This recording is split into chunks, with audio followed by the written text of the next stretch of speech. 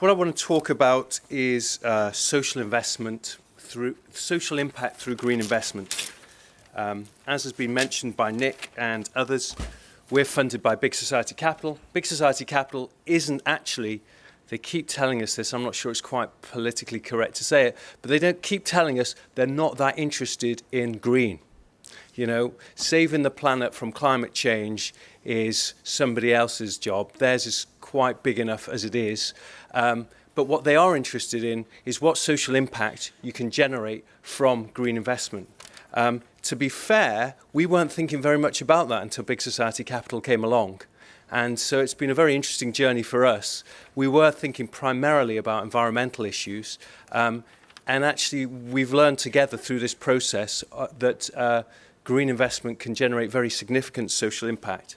So what do? We're a young, smallish charity. We're only 6 years old, based in London. We do two things: accessible expertise, affordable finance. We have a team, a network of city lawyers and finance types who projects can apply to us for pro bono support. They can't afford the support to get them to a place where they can be investment ready. We've got some city high-flying lawyers, accountants, financial planners, marketing people who will come in and provide that support on a pro bono basis. We've helped 60 projects so far, some really cracking, outstanding projects. There's a project up in Manchester called Carbon Co-op. They do domestic energy efficiency. We've created all the legals for them so they can actually go and put measures into people's homes. They can borrow money and lend money based on their work. We've helped an organisation called Brixton Energy. Came to us with 4 weeks to go before the feed-in tariff was going to drop, said they wanted to put some solar panels on some local authority buildings. They had some in principle agreement to go ahead. The only thing that they lacked was A, the money, B, any legal documents, C, a business model, and all those kind of things. 4 weeks later, they did the fundraise, they raised the money, and it was the first community-owned solar installation on social housing that we know of. But they're now on their third, fourth and fifth projects, and we've helped build that into a sustainable enterprise. The work that we get funded through Big Society Capital is our loans, our affordable finance. We offer low interest loans for community-owned renewable energy. These are our results. I'm not going to talk through them in detail. You can read them on the slide. What I really want to talk about is community energy. What community energy is renewable energy assets that are owned and operated for community benefit. So think of the wind turbines that some people love, some people hate. Think of the solar panels. Whoever owns them doesn't make any difference to the electricity or the environmental benefit. But there is a whole movement of organizations, we count about 200 across the country, that own and operate renewable energy assets for community benefit. And there are really two reasons why you might want to go down this route rather than just get private investment in to own these assets. The first is stakeholders for sustainability. By giving people a direct stake in their own energy assets, it creates people who've got a direct stake in making our society more sustainable. It no longer becomes something they just read about in the news. It's an asset that they can see or own, whether it's on a local school, a local community centre, in which they have a direct personal and financial involvement. The second is simply because of the social impact. Because of tax relief, cheaper capital available from social investors, you can leave more money on the table. These projects generate profits which can then be reinvested into social impact. These are some of our partners, not going to talk through that in great detail. I think one of the things that's made us attractive as an investee organisation to people who look to invest with us and also to people who invest alongside us. So we've just done our first loan with Big Issue Invest. We're co-funding things and looking to scale that up, is that we've been able to get commercial organisations on board in very commercial terms. And just thinking about Northampton, Barclaycard is one of our main sponsors, and they're based in Northampton, so there may be something we can do there. So this is what community energy is all about. As I said, stakeholders for sustainability, economic multipliers. So we operate a fund. It is open to any charity, any community interest company, any cooperative or other social enterprise around the country. It will fund any renewable energy technology. We're also starting out in energy efficiency, so we'll fund LED lights as well. The projects must be in the bottom 50% of the country economically. And one of the things we're very keen to know is the financial surpluses that are going to be generated from these projects. How's that money going to be used? We'll provide between 35 to 65% of project costs. We will do loans down as low as £10,000 up to £100,000 normally, so we're in that smaller end. Interest rates of 4 to 6%, which you'll often get from finance providers an interest rate, and then there's a bunch of fees on top of that. There's no fees on top of that currently. So let me give you an example of some of the projects we've funded. Fenham swimming project. Anybody know Fenham up in Newcastle? Relatively deprived area in Newcastle. Local authority wanted to close down the swimming pool. Big hullabaloo from the local community. They raised the money to keep it open. Of course, since the community now operate the pool, it gets many more people attending it than it ever did. We lent them money to put solar thermal panels up on the roof. That means the sunlight is heating the pool. And even in Newcastle, 60% of the heat in the pool comes from the sun.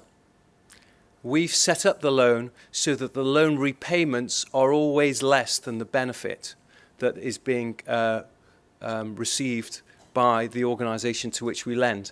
That sounds great because it means they're always making money out of it, but for us as a lender, it gives us the security that knowing that it's never worthwhile for them to default because it always makes money for them to keep this equipment there. You know, default is a big, ugly word. We never want to use it. To date, we haven't had to. But what we want to make sure is our borrowers, every year, they're making more money out of borrowing from us than it's costing them. But this is an area where we've got, and this is where, you know, the social impact.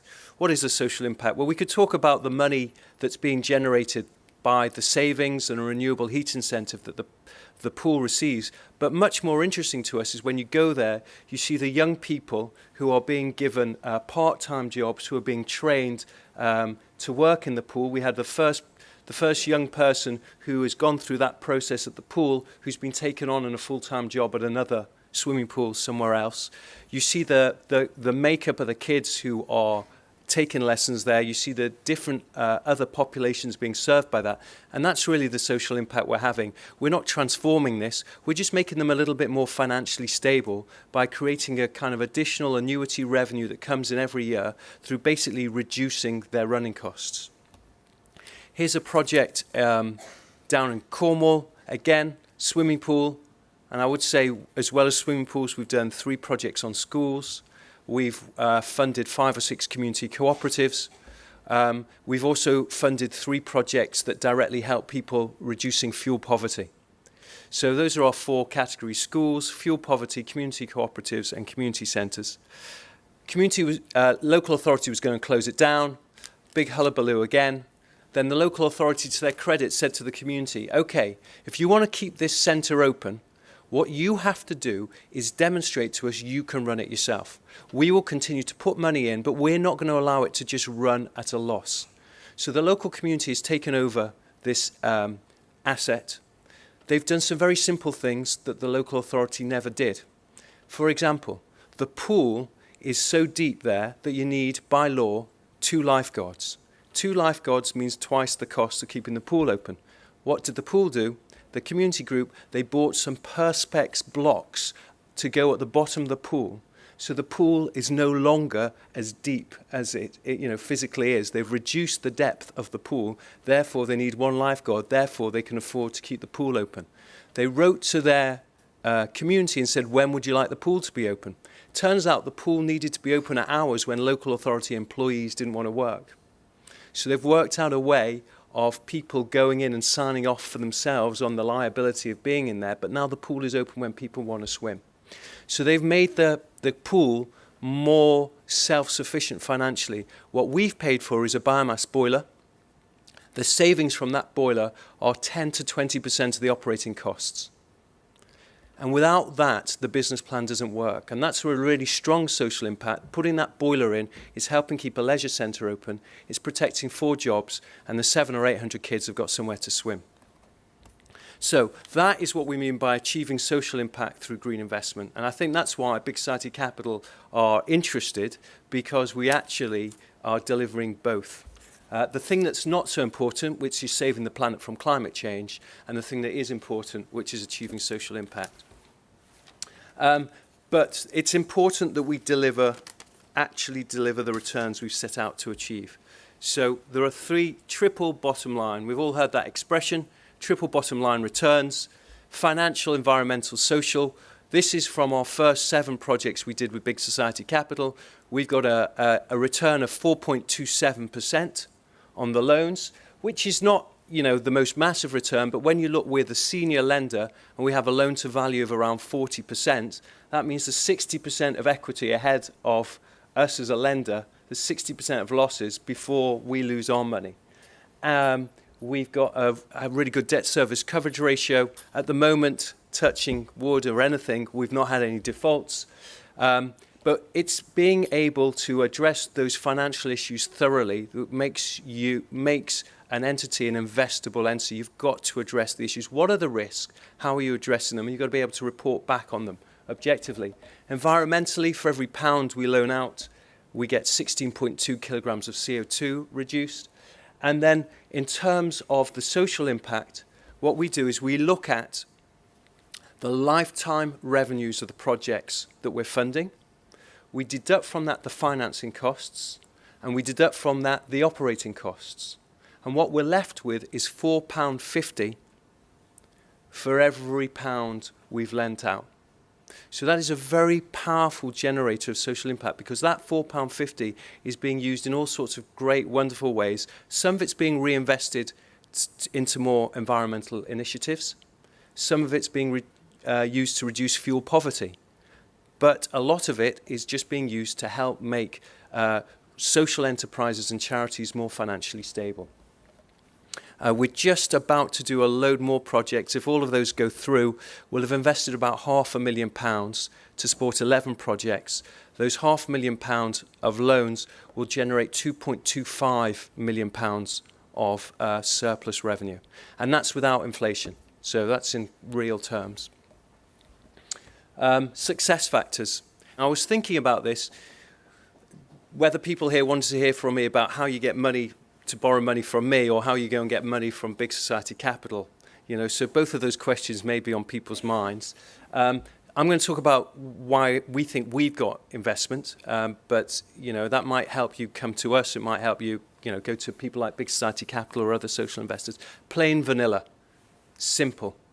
We have a very simple product. It means we can't do everything we want to do, but it's very clearly defined, and we only have to focus on doing one type of thing. The biggest challenge, I think, for most social investors, I'm sure Big Society Capital would agree, pipeline. Projects are so hard to get over the line. They take a long time, and they progress unpredictably. The more different types of projects you try and fund, the more that is multiplied. So actually, trying to get stuff over, sticking with something that works and is robust is really important. Articulating and managing your financial risks. We're talking about investment here. The social returns are fantastic. But job number 1 is saying we have thought through how we're going to get the money back, what the risks actually are, and how we're going to mitigate those risks. So the kind of things we've done is we've got quite a rigorous loan assessment process. We take security over the assets. We look at finding junior funding alongside us. So, for example, the Big Issue Invest project we've just done, we're the senior lender, Big Issue Invest is the junior lender, so we can provide 100% funding.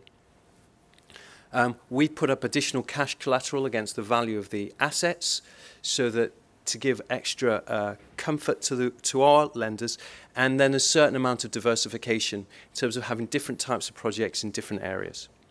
Speed to market. By sticking with plain vanilla, doing something quite small and discreet, we've been able to get the money moving quickly. I think a lot of social investors have a problem. The money is sitting there, it's secured, but it's hard to disperse, and there's a cost to keeping that money tied up. So think about how to get money moving quickly.